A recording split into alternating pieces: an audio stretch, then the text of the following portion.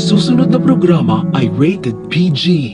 Ito ay nangangailangan ng patnubay at gabay ng magulang para sa mga batang manonood. Hindi makapaniwala ang lahat, lalong-lalo na si Giselle na nagawa ni Zoe na ipakulong ang sarili niyang ina na si Moira dahil ayaw na ito may masaktan pa ang mami niya. Kaya sa mata nilang lahat parang hero si Zoe dahil siya ang susi. Kaya nahuli ng mga pulis si Moira at naiuwi sa Pilipinas para pagbayaran lahat ng kasalanan niya sa batas. Kaya mahirap man paniwalaan na si Zoe ang nagpakulong sa mami niya. Biglang nawala ang lahat ng duda nila kay Zoe na kasabwat rin siya ni Moira sa pagkidnap kay Lolo Pepe. Sa isip ni Zoe, tagumpay ang plano niya dahil nawala na ang duda sa kanya ni Giselle at ni Doc Lindo na kasabwat siya ni Moira sa pagkidnap at paghulog kay Lolo Pepe. Ang hindi alam ng lahat, nagpapanggap lang pala si Zoe na pinahuli niya ang mami niya dahil ang totoo nakatakas na ang totoong Moira at peking Moira ang nahuli nila. Kaya pala parang okay lang kay Zoe na makulong ang mami niya dahil ang hindi nila alam kasama ito sa package na binayaran ni Moira kay Mamushi para makatakas.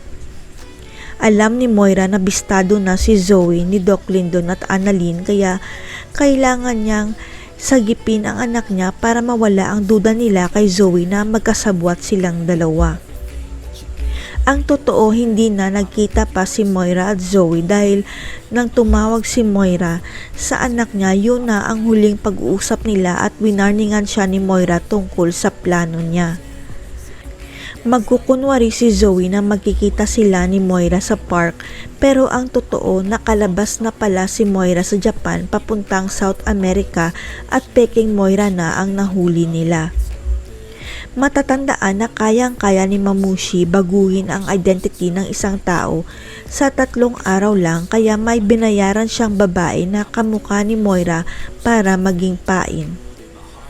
Walang kamalay-malay ang lahat na habang hinuhuli nila si Moira sa Japan, nakatakas na pala ang totoong Moira sa bagong identity niya at bagong mukha niya. Kaya pala parang iba ang buhok ni Moira sa mugshot niya dahil ibang Moira na pala ang napakulong nila at tagumpay na naman si Moira dahil naisahan niya ang mga tanyag.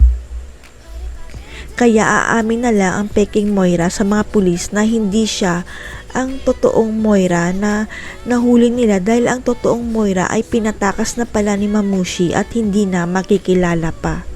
Nagparitoke kaya ng mukha si Moira para wala nang may makakakilala pa sa kanya. Magugulat na lang kaya si Lynette at Annalyn dahil biglang maghihiganti sa kanila si Moira. Abangan.